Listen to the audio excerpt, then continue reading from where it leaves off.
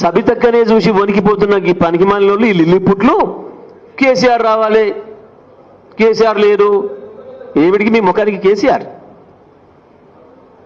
సబితక్కకు 2 నిమిషాలు సమయం ఇవ్వడానికి వణికిపోతున్న మీకు కేసీఆర్ దేనికిరా? కేసీఆర్ కావాలనా?